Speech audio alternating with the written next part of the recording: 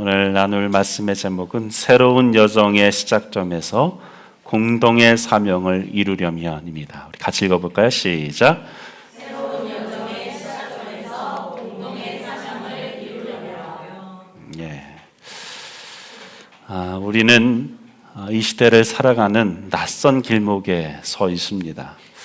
어제의 언어가 오늘 통하지 않고 어제의 방식이 오늘을 담아내지 못하는 완전히 새로운 시작점에 저는 서 있다라고 생각합니다. 기술은 하루가 다르게 진보하고 사람들의 사고방식은 눈에 띄게 바뀌어지고 있습니다. 무엇보다 삶을 바라보는 가치의 축이 너무나도 분명하게 달라지고 있지요. 한때는 땅이 많으면 부자라고 했습니다.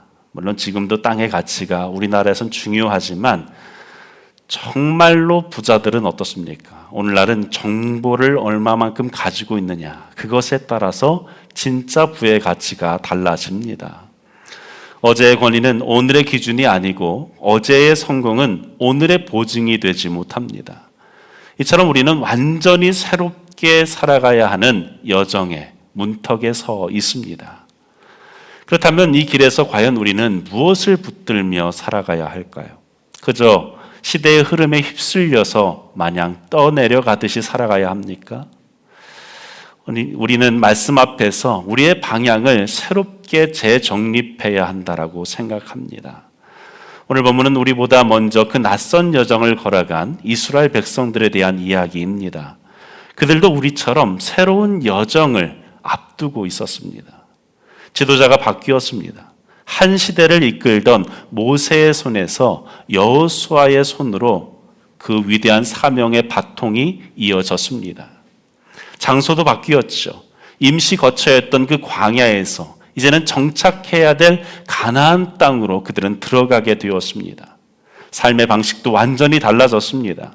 하늘에서 내리던 만나가 이제는 끊어지고 새롭게 경작하며 가꾸어 가야 하는 피땀 흘리는 노동의 때가 찾아온 것이지요. 여러분, 이것은 단순한 생활의 변화가 아닙니다. 하나님께서 주신 그 약속을 어떻게 받아들이고 어떻게 순종하며 살아가야 할지를 공동체 전체가 새롭게 결정해야 되는 아주 중요한 순간이었습니다. 사랑하는 여러분, 우리도 이들과 다르지 않습니다. 누구에게나 처음 가보는 길이 있고 누구에게나 처음 맞이하는 계절이 있습니다. 우리의 가정도 또 우리의 일터도 그리고 우리의 교회도 늘 익숙함을 벗어나서 새로운 선택을 해야 할 때가 있습니다. 그때 우리는 과연 어떤 태도를 취해야 하겠습니까? 하나님께서 우리에게 주신 공동의 사명을 이루기 위해서 이 새로운 여정의 시작점에서 우린 과연 무엇을 붙들고 또 어떻게 걸어가야 할까요?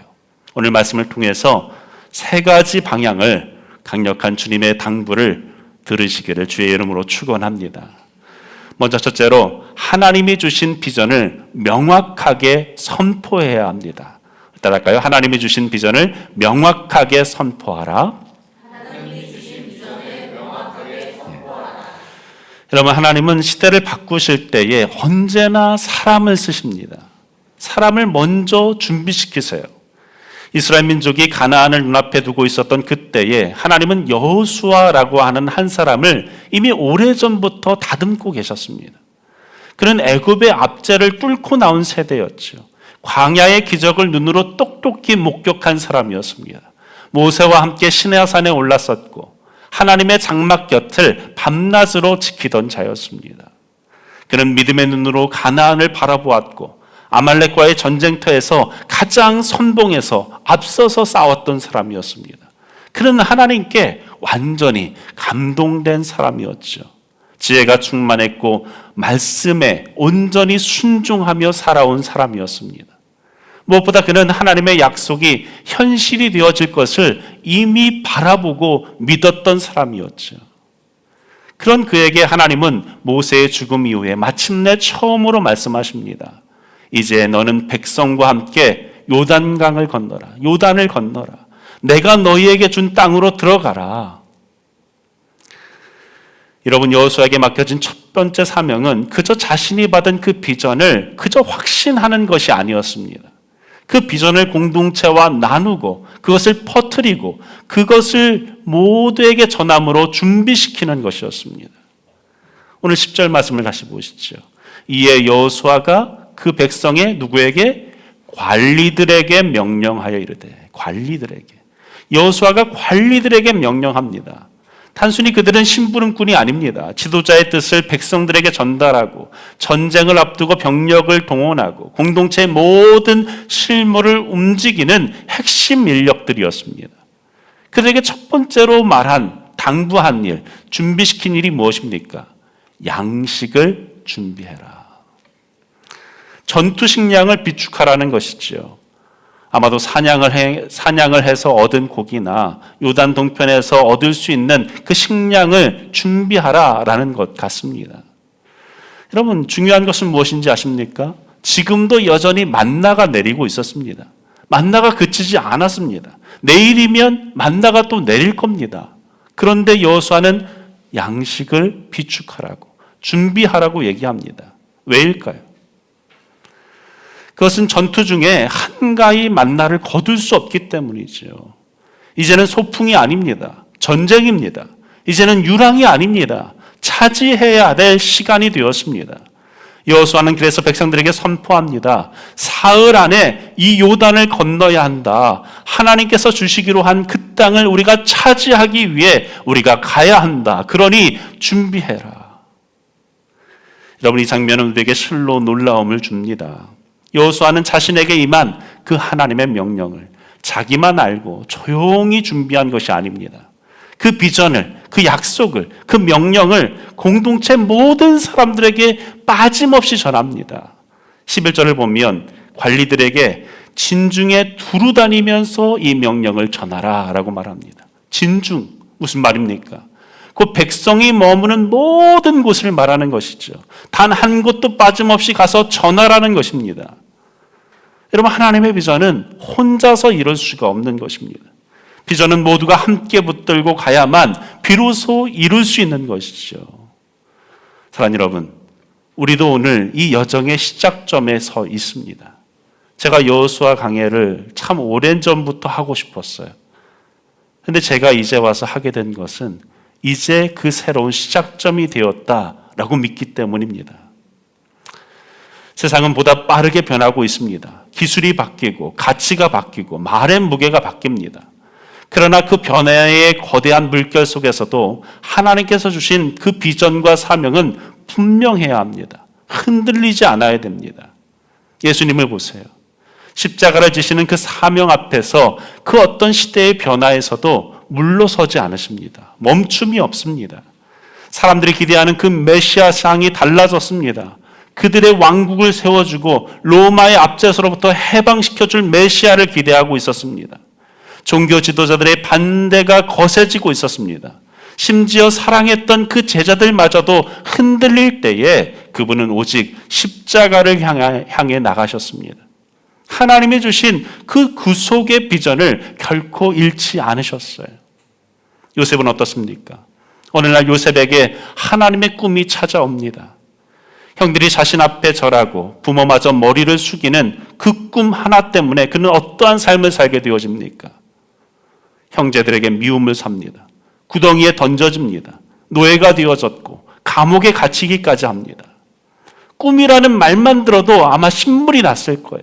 피가 거꾸로 솟는 그런 화가 났을 수도 있었을 것입니다. 그런데 그는 그 꿈을 버리지 않습니다. 그리고 마침내 하나님은 그 꿈이라는 도구를 통해서 그를 애굽의 총리로 세우시고 처음 주셨던 그 약속대로 형들을 그 앞에 엎드리게 하십니다. 사도 바울은 어떻습니까? 다메섹 도상에서 부르심을 받았습니다. 이방인들에게 복음을 전하라는 그 사명을 받았습니다. 그 과정에서 돌에 맞기도 하고 매를 수없이 맞기도 하고 갇히고 배가 파선하기도 했습니다. 그러나 그는 사명을 놓지 않았습니다. 그는 비전을 가슴에만 품지 않았습니다. 함께하는 동역자들과 함께 나누었고 그것을 전파했습니다. 결국 자신의 꿈인 로마에게까지 가서 그는 복음을 전하게 됩니다. 사랑하는 여러분, 하나님은 여호수아에게도 지금 동일한 말씀을 주고 계십니다. 내가 모세와 함께 했던 것처럼 너와 함께 하겠다. 강하고 담대하라. 내가 너를 떠나지 않겠다. 두려워하지 말거라. 여러분, 그에게는 이 말씀 한마디면 충분했습니다. 그 한 문장의 말씀이 여호수아의 심장을 다시 뛰게 만들었다라고 저는 생각합니다. 그러나 우리는 동시에 기억해야 될 것이 있습니다. 이러한 여정에서 사단은 여김없이 우리에게 도전한다는 것이죠. 사단이 가장 자주 쓰는 방법은 다름 아니라 논점을 흐리는 것입니다. 하나님께서 아담과 하와에게 처음 주신 말씀은 너무나도 분명하고 명확했죠. 생육하고 번성하고 땅에 충만하라. 그것이 그들의 비전이고 사명이었습니다. 이 땅에서 하나님의 대리 통치자로서 다스리면서 살아가라. 그것이 그들의 사명이었습니다. 그러나 사단은 그들에게 그렇게 말하지 않습니다. 그들에게 선악을 알게 하는 나무에게 모든 관심을 집중하게 합니다. 그리고 그것을 먹는 날에는 하나님처럼 될 것이다. 하나님이 너를 속여서 하나님이 진짜 좋은 것을 감추고 있다라고 말합니다. 하나님의 말씀의 논점을 왜곡하고 결국 그들의 관심이 사명이 아니라 의심으로 향하게 만듭니다. 예수님께서 공생애를 시작하실 때에도 사단은 논점 흐리기로 유혹하지요. 광야에서 40일 동안 금식하신 이후에 사단이 찾아와 말합니다. 내가 진짜 하나님의 아들이라면 돌을 떡덩이로 만들어봐라. 성전에서 뛰어내려봐라. 내게 절하기만 하면 천하를 너에게 주겠다. 이 모든 것이 무엇입니까? 사명에 대한 회의, 정체성에 대한 의심, 사명을 대체할 수 있는 것 같은 온갖 유혹들, 이 모든 것이 결국 비전을 흐리게 하려는 사단의 계략입니다. 오늘도 마찬가지입니다. 우리가 하나님이 주신 공동의 사명으로 나아가려고 하는 바로 그때에 사단은 엉뚱하게 찾아와서 논점을 흐트러뜨릴 것입니다. 사람들의 관심을 본질이 아닌 것에 붙잡아두려 할 거예요. 어떤 이는 왜 하필 지금입니까? 아니 그것이 무슨 이득이 됩니까? 그렇게 물을 거예요.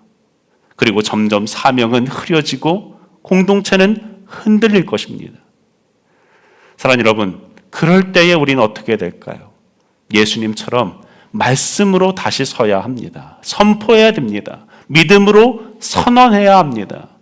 믿음이 겨자씨 하나일 만큼만 있어도 이 산을 명하여 여기서 저리로 옮겨지라 하면 옮겨질 것이요 또 너희가 못할 것이 없느니라. 할 수 있거든이 무슨 말이냐? 믿는 자에게는 능치 못함이 없느니라. 이 말씀을 붙들고 우리는 다시 일어서 나아가야 합니다. 우리는 지금 하나님이 열어주신 새로운 여정의 시작점에 서 있습니다. 어떤 유혹이 오더라도, 어떤 오해가 따라오더라도 사명만큼은 붙들고 살아가야 합니다. 비전을 잃지 마십시오. 사명을 흐리지 마십시오. 그리고 그 비전을 다른 이들에게 믿음으로 확산시키는 저와 여러분 되기를 주의 이름으로 축원합니다. 사랑하는 여러분, 비전을 품는 것도 중요하지만 지키는 것이 훨씬 더 중요하고 어렵습니다. 왜냐하면 위기의 순간마다 사단이 우리의 시선을 흐리게 만들기 때문이죠. 그리고 그 비전이 흐려질 때 여지없이 무너지는 법입니다. 여러분, 사울을 보십시오. 처음 그는 성령 충만한 사람이었습니다. 말이 없었지만 겸손했어요. 백성을 사랑했고 하나님을 두려워할 줄 아는 사람이었습니다. 그는 그렇게 왕이 되어졌죠. 그에게 맡겨진 사명을 처음에는 충실히 이행하는 듯 했습니다. 그의 사명이 무엇입니까? 하나님의 말씀을 지키고 그 말씀대로 백성을 다스리는 것, 그것이 그의 사명이었어요. 그러나 사울이 왕이 되어진 지 2년이 되었을 때 블레셋이 쳐들어옵니다. 수만 명의 병력을 몰고 오지요. 이스라엘은 속수무책이었습니다. 3,000명의 병사들은 뿔뿔이 흩어지고 어디 숨을 곳이 없어서 땅굴과 숲을 속으로 그들은 도망치기에 바빴습니다. 그때 사울은 길갈에서 사무엘을 기다립니다. 7일, 그 사무엘이 약속한 그 날이 다 되었는데 사무엘이 오지 않는 거예요. 백성은 흩어지고 불안은 커지고 눈앞은 캄캄합니다. 그리고 그때 사울은 무너지고 맙니다. 제사장만이 드려야 될 그 번제를 자신이 직접 드립니다. 자신의 위치를 넘어섭니다. 자신의 권한을 넘어섭니다. 그 자신의 사명을 버린 것입니다. 결국 그는 어떻게 되어집니까? 하나님께 버림받게 되어집니다. 여러분, 그가 놓친 것은 전쟁이 아니라 비전이었습니다. 흩어진 백성이 아니라 흔들리지 않는 믿음입니다. 얼마 전에 유튜브에서 일본 소프트뱅크의 손정희 회장의 이야기를 다시 보게 되었습니다. 작년 4월에 발표되어진 포브스 세계의 억만장자 순위에 손정희 씨가 65위에 올랐더라고요. 일본에서는 한때 1위였는데 작년에는 2위였습니다. 일본에서 젊은이들이 가장 존경하는 기업인으로 꼽히기도 했죠. 그런데 그의 출발은 우리가 알듯이 참으로 초라했습니다. 그의 주부는 일제강점기에 대구에서 규슈로 건너간 탄광 노동자였습니다. 손정희는 어린 시절에 조생진이라고 놀림받으면서 돌에 참 많이 맞았다라고 그는 얘기합니다. 피투성이가 될 때가 있었다고 해요. 어렸을 적에 교사가 되는 것이 꿈이었는데 일본 국적이 아니면 될 수 없다라는 이유로 그 꿈은 꺾이고 맙니다. 중학교 3학년 때 그는 결심합니다. 나는 일본에 제일 가는 기업가가 되겠다. 여러분, 중3 때 어떤 꿈을 가셨습니까? 나는 제일의 기업가가 되겠다. 여러분, 지금의 상황보다 일본은 훨씬 더 대단할 때입니다. 그때는 넘버 2예요. 거의 넘버 1이었습니다. 미국도 이 일본에 대해서는 견제하던 때였어요. 그런 때에 내가 일본의 최고의 부자가 되겠다. 그는 그러한 꿈을 안고 미국으로 유학을 갑니다. 그리고 다시 일본으로 돌아온 1981년 24살의 나이에 소프트뱅크를 창업하게 되어집니다. 그때 아르바이트생 2명이 있었다고 그래요. 2명의 사람을 앉혀놓고 이 과일 상자 위에 올라가서 연설을 했다고 합니다. 나는 앞으로 5년 안에 100억 엔의 수출, 수만 명의 직원을 거느리는 그러한 회사를 세우겠다. 2명 앉혀놓고 결국 그 2명도 나갔다고 그래요. 당시로서는 말도 안 되는 선언이지요. 하지만 그는 포기하지 않습니다. 그런데 또 몇 해가 지난 후에 26살에 중증 간염 진단을 받게 되어집니다. 최악의 경우에는 5년도 버틸 수 없다. 그런 진단을 받게 되어져요. 하지만 그는 절망 대신에 새로운 각오를 다잡습니다. 내가 반드시 이겨내겠다. 그는 3년 동안 병원에 누워 있으면서 수천 권의 책을 읽었다라고 이야기합니다. 그는 얘기하죠. 내가 평생 써먹을 지식을 그 침상에서 얻었다라고 그는 말합니다. 그는 위기 속에서도 비전을 놓지 않았고 그것을 확신 있게 말하면서 확산시켰습니다. 혼란스러운 시기였지만 그는 방향을 잃지 않았죠. 사랑하는 여러분, 제가 지금 하나님 없는 성공 이야기를 하려고 하는 것이 아닙니다. 여러분도 부자가 될 수 있다 이런 말 하는 것이 아닙니다. 그것이 핵심이 아니죠. 진짜 핵심은 비전은 누가 대신 지켜주지 않는다는 것입니다. 비전은 어떠한 상황에서도 끝까지 내가 붙들고 가야 하는 것입니다. 신앙도 마찬가지죠. 사명은 바쁠 때에 놓는 것이 아니라 바쁠수록 붙들어야 합니다. 급변하는 세상은 언제나 우리를 흔들리게 합니다. 그 흔들림 속에서 어떤 이는 사명을 잃고 어떤 이는 더욱더 사명을 지킵니다. 사울은 잃었지만 여호수아는 지켰습니다. 여러분, 진정 이 시대에 여호수아가 되기를 주의 이름으로 축원합니다. 믿음의 사람은 상황보다 비전을 먼저 바라보는 사람입니다. 사명은 흔들리는 현실 속에서 더욱 선명해져야 합니다. 두 번째로, 새로운 여정의 시작점에서 공동의 사명을 이루려면 받은 은혜를 기억하며 순종의 자리를 지켜야 합니다. 우리 두 번째 대지 같이 읽을까요? 시작. 받은 은혜를 기억하며 순종의 자리를 지켜라.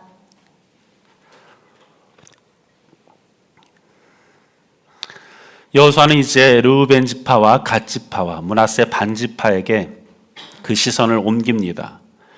이들은 이미 자신의 땅을 받은 자들이었죠. 요단강 동편에 정복의 칼날이 닿기도 전에 하나님의 은혜로 먼저 땅을 분배받은 자들입니다. 다시 말해 그들은 이제 전쟁에 참여하지 않아도 됩니다. 자신들의 가족은 이미 안정을 누리고 있고 재산도 그 땅에 이미 있습니다. 굳이 요단을 건널 필요가 없는 것이죠. 앞으로도 싸울 이유도 없고 위험을 무릅쓸 필요도 없습니다. 더군다나 지금은 어떻습니까?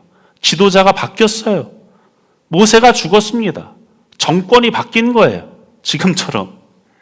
약속의 대상자가 이 세상에 없습니다. 상황이 급격하게 변화되었습니다. 적당히 핑계대고 적당한 명분을 내세워서 얼마든지 옛날의 약속이니까 우린 모르겠습니다 라고 하며 파기할 수도 있습니다. 그때 여호수아가 말합니다. 13절 같이 읽을까요? 시작. 여호와의 종 모세가 너희에게 명령하여 이르기를 너희의 하나님 여호와께서 너희에게 안식을 주시며 이 땅을 너희에게 주시리라 하였나니 너희는 그 말을 기억하라. 너희는 그 말을 기억하라.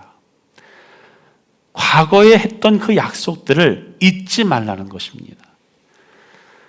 모세 때 했던 그 약속을 잊지 말라는 것이죠. 하나님께 다짐하고 다짐했던 그 서원을 잊지 말라는 것입니다. 어려웠을 때 했던 그 기억을 잃지 말라는 것입니다. 떠올리라는 것입니다. 그것이 무엇입니까?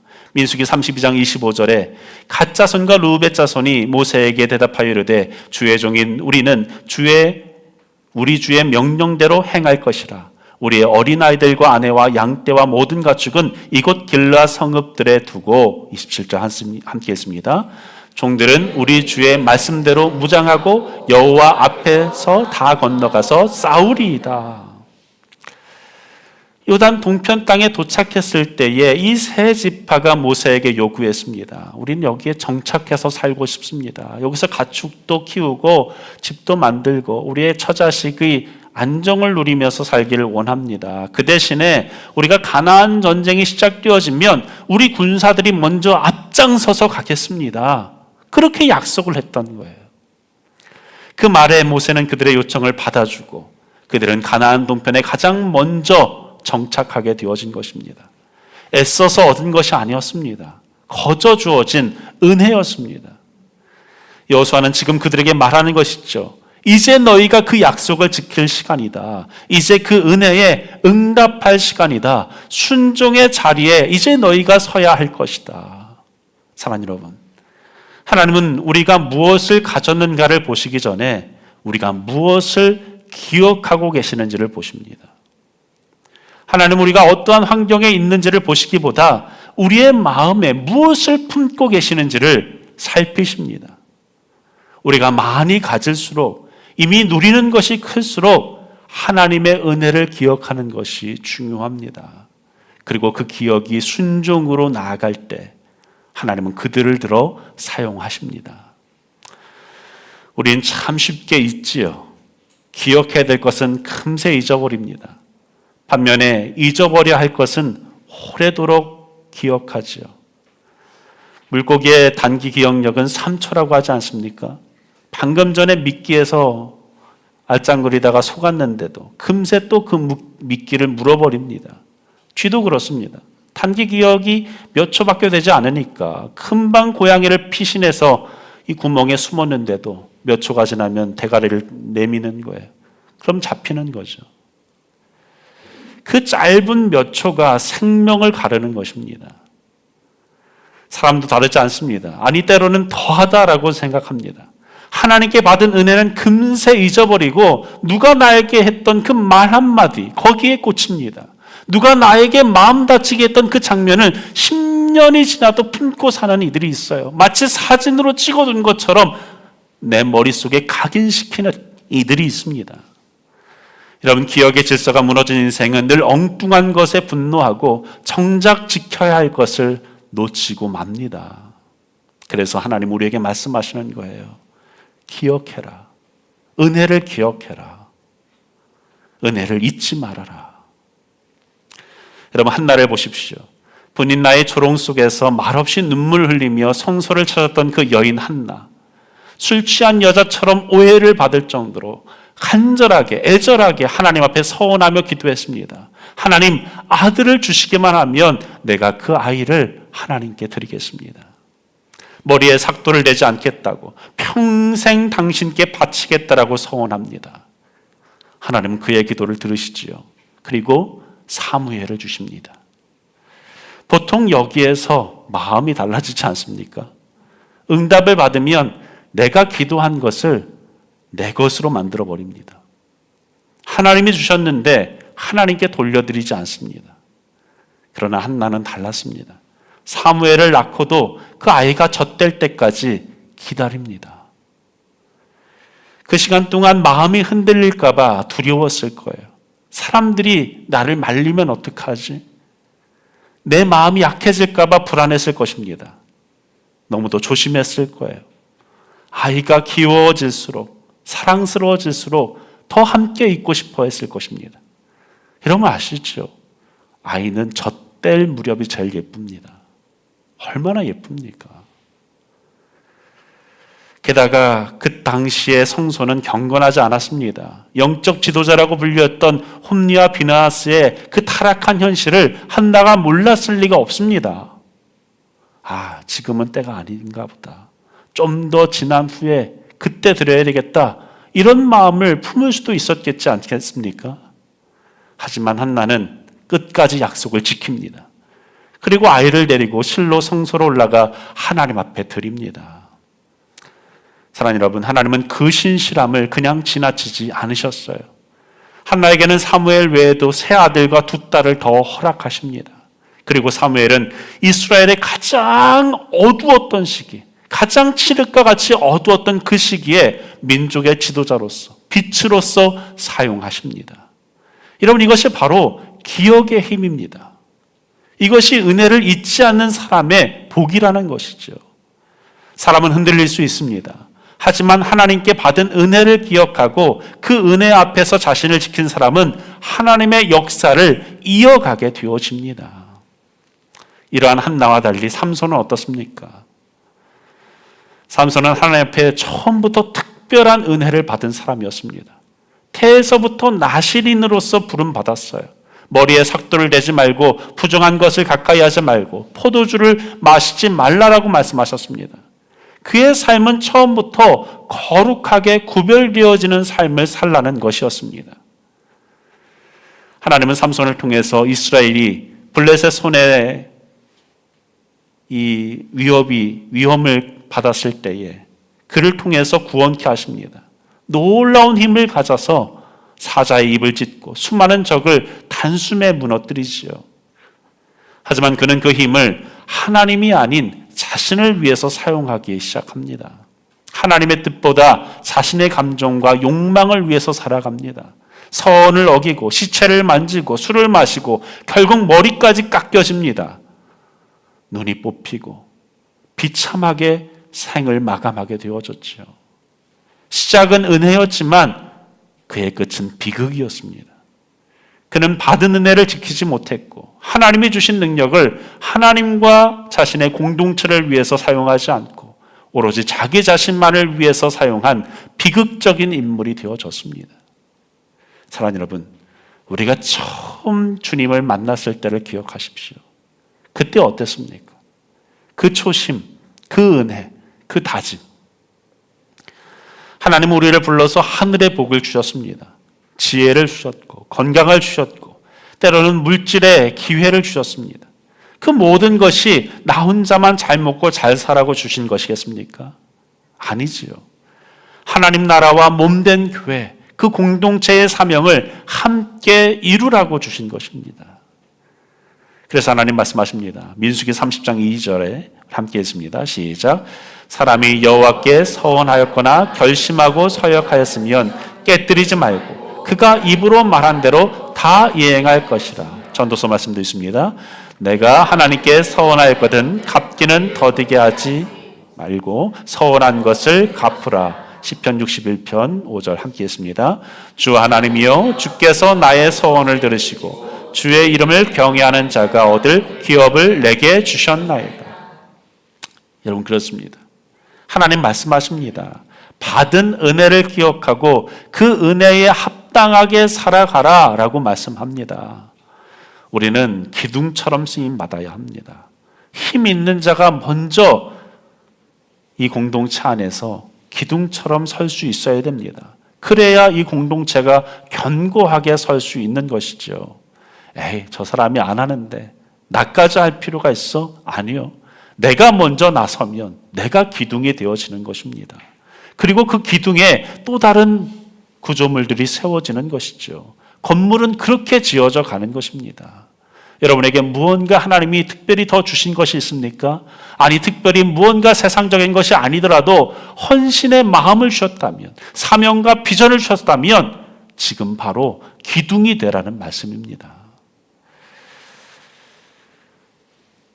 웅덩이에 사는 물고기 중 한 마리가 자기만 살아보겠다고 다른 물고기를 죽이면 그 물은 썩기 마련입니다. 결국 그 물이 썩으면 자기도 죽고 말지요. 몸의 한 부분이 아프면 몸 전체가 아프기 마련입니다. 손이 다쳐서 손을 쓸 수 없게 되어지는 형편이 되어지면 불구가 되는 겁니다.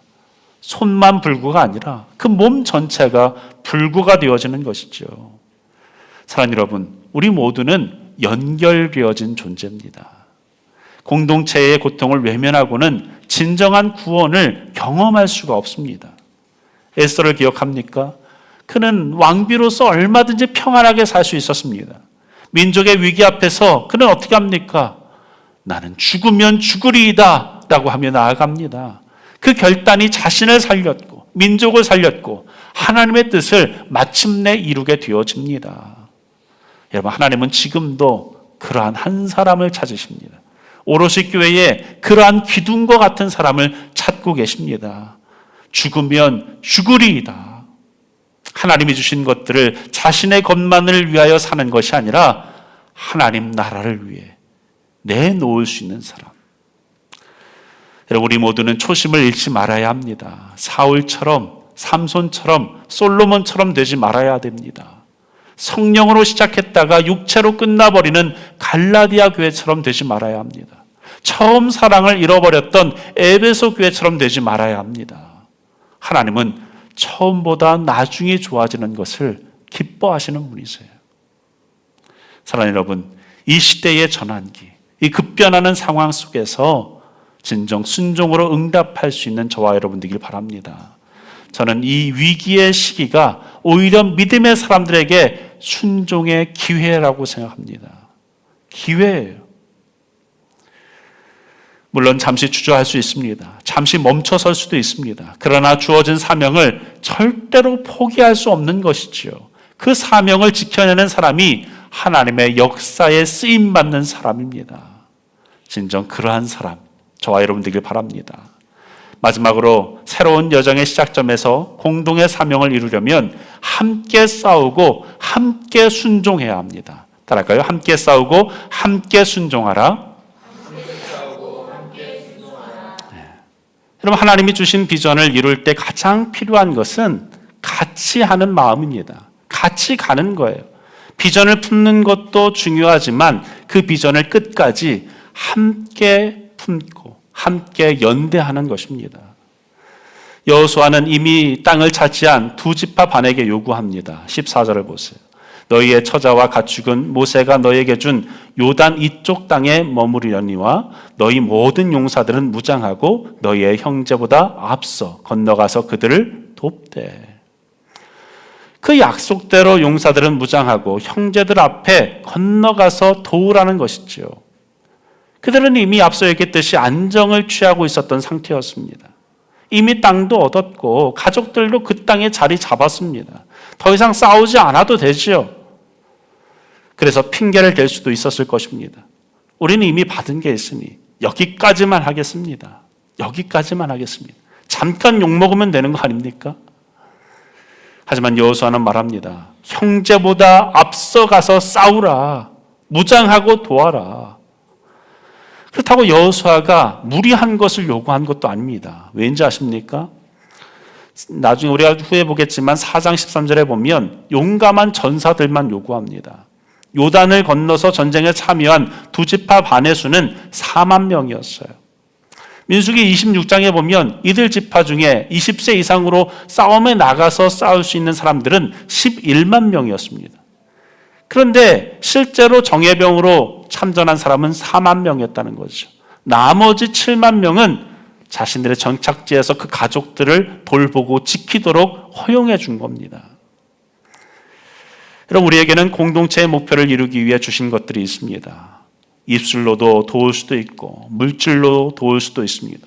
기도로 도울 수도 있고, 나에게 있는 지식으로 도울 수도 있습니다. 말 한마디라도 비난하고 험담하는 데 쓰지 말고 정말로 남을 세워주는 데 사용할 수 있어야 됩니다. 오늘 15절을 보세요. 15절 함께 했습니다. 여호와께서 너에게 안식하게 하신 것 같이 너희의 형제도 안식하며 그들도 너희의 하나님 여호와께서 주시는 그 땅을 차지하기까지 하라. 그리고 너희는 너희 소유지 곧 여호와의 종 모세가 너희에게 준 요단 이쪽 해 돋는 곳으로 돌아와서 그것을 차지할지라. 무슨 말입니까? 이스라엘 백성이 모두가 땅을 차지하고 정착해서 안식을 누리게 되면 그때 돌아가라라는 것입니다. 공동체의 목표를 끝까지 이루라는 것이죠. 자신의 목표를 달성한 자가 다른 사람의 목표를 달성해 주기 위해서 수고하는 것은 결코 쉬운 것이 아닙니다. 특히 하나밖에 없는 자신의 생명과 직결되는 일이라면 더욱더 그러하지 않겠습니까? 이때 그들은 과연 어떻게 합니까? 도피하지 않습니다. 도망가지 않습니다. 핑계대지 않습니다. 부담으로 받아들이지도 않습니다. 16절을 보시면 함께 했습니다.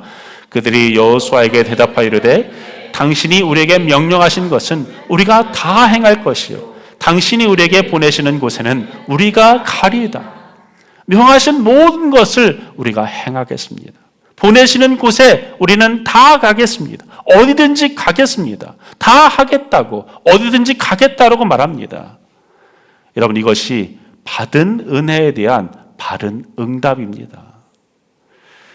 그들은 단순히 약속을 지킨 것이 아닙니다. 자신들이 먼저 받은 자로서 공동체 전체를 세우기 위해서 더욱더 적극적으로 나아갑니다.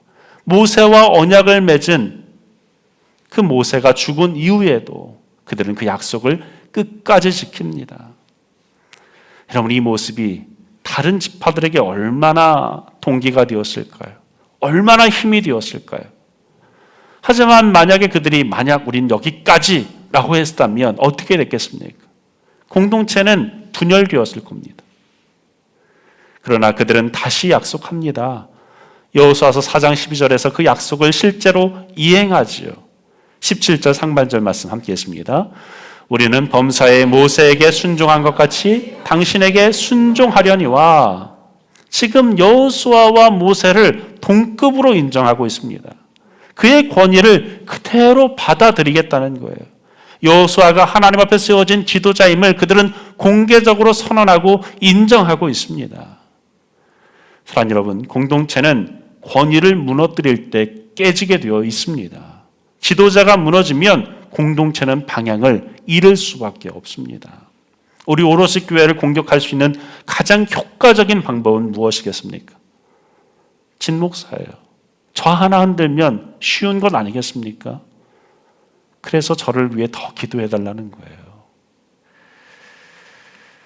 여러분, 우리가 살아가는 시대는 어떻습니까? 권위를 인정하지 않는 시대입니다. 가정에서도, 학교에서도, 직장에서도, 심지어 교회 안에서도 권위를 인정하지 않습니다. 물론 권위가 절대적이라는 것이 아닙니다. 그러나 하나님이 세우신 자리를 부정하고 조롱하고 무시할 때에 하나님은 그 공동체를 결코 기뻐하지 않으십니다. 하나님은 사용하지 않으세요. 사랑하는 여러분, 권위를 인정하겠다는 것은 사람을 높이는 것이 아닙니다. 그 사람을 세우신 하나님의 말씀을 존중한다는 것입니다. 신뢰하겠다는 고백입니다. 그래서 여호수아의 권위를 인정한 이들은 마지막으로 이렇게 기도하죠. 17절 하반절 함께 했습니다. 시작. 오직 당신의 하나님 여호와께서 모세와 함께 계시던 것 같이 당신과 함께 계시기를 원하나이다. 하나님이 모세와 함께 하셨던 것처럼 그 함께함의 복이 당신에게도 있기를 원합니다. 여러분, 영적 지도자에게 정말로 필요한 것은 물질이 아닙니다. 현란한 말재주도 아닙니다. 하나님이 정말로 그와 함께 하시는가입니다. 저를 위해 기도해 주실 때 하나님 진목사와 함께 해 주십시오 라고 기도해 주셔야 합니다. 하나님이 함께 하시는 지도자, 그가 있는 공동체는 하나님이 필히 사용하실 것입니다. 그들이 여호수아를 돕는 방식은 무기나 전략이 아니었습니다. 신뢰로 도왔어요. 권위를 인정함으로 도왔습니다. 함께 순종함으로 도왔습니다. 사랑하는 여러분, 진정 우리도 이와 같기를 바랍니다. 내가 먼저 누린 복이 있다면 그 복을 나누는 사람이 되어야 됩니다. 나의 순종이 다른 사람을 위한 밑거름이 되어져야 됩니다. 그럴 때에 이 공동체가 하나님 앞에 쓰임받고 이 공동체가 하나님 나라의 확장을 위한 도구가 되어집니다. 이제 마지막 18절을 볼까요? 함께 했습니다. 시작. 누구든지 당신의 명령을 거역하여 당신의 말씀을 순종하지 아니하는 자는 죽임을 당하리니 오직 강하고 담대하소서. 굉장히 강한 어조죠. 당신의 명령을 거역하여 당신의 말씀을 순종하지 아니하는 자는 죽임을 당할 것이다. 너무 세잖아요. 사실 이 말은 이런 말이에요. 우리가 목숨 걸고 순종하겠습니다. 남들에 대해서 한 말이 아닙니다. 우리가 목숨 걸고 순종하겠습니다. 그러니 당신은 오직 강하고 담대하십시오. 그들의 이 강력한 다짐은 사실 저는 기도와 같다라고 생각합니다. 지금 당신이 서 있는 이 자리가 얼마나 무거운 자리인가를 우리는 압니다. 우리는 당신을 향해 강하고 담대하라 라고 그렇게 기도하겠습니다. 그렇게 말하고 있는 것이죠. 사랑하는 여러분, 우리 공동체는 기도와 격려, 순종과 신뢰로서 세워져 가야 합니다. 비난과 조롱이 아니라 믿음과 축복으로서 우리 교회는 세워져 가야 합니다. 여호수아가 강하고 담대할 수 있었던 이유는 이 백성들의 격려와 신뢰 때문입니다. 기도와 동행이 있었기 때문입니다. 어떤 어려움 속에서도 서로를 믿고 서로를 위해 기도하고 서로에게 격려의 말을 건넬 수만 있다면 우리는 하나님께서 우리에게 지시한 그 땅으로 나아갈 수 있고 그 땅을 차지하게 될 줄로 믿습니다. 사랑하는 여러분, 지금 우리는 새로운 여정의 시작점에 서 있습니다. 여호수아서 강해를 시작한 이유는 저는 우리 교회가 이 새로운 여정의 시작점에 서 있음을 나누기 위해서입니다. 세 번의 예배당을 이전하면서 저는 각각의 개척 멤버가 세워졌다라고 생각합니다. 처음 도안동에 세워졌던 그들만이 개척 멤버가 아닙니다. 저는 이제 우리 교회의 3기 사역이 시작되어졌다고 생각합니다. 이곳에서 시작한 여러분이 개척 멤버입니다. 이 여정에서 하나님의 공동체가 하나님의 뜻을 이루기 위해서 함께 걸어가려면 오늘 말씀에 이 세 가지를 기억하십시오. 비전을 분명히 하고 확산시켜야 됩니다. 받은 은혜를 잊지 말고 순종의 자리를 지켜야 됩니다. 그리고 마지막으로 함께 싸우고 함께 순종해야 됩니다. 그렇게 할 때에 우리 모두가 하나님의 복, 우리 공동체를 사용하시는 하나님의 놀라운 비전과 사명을 이루게 될 줄로 믿습니다.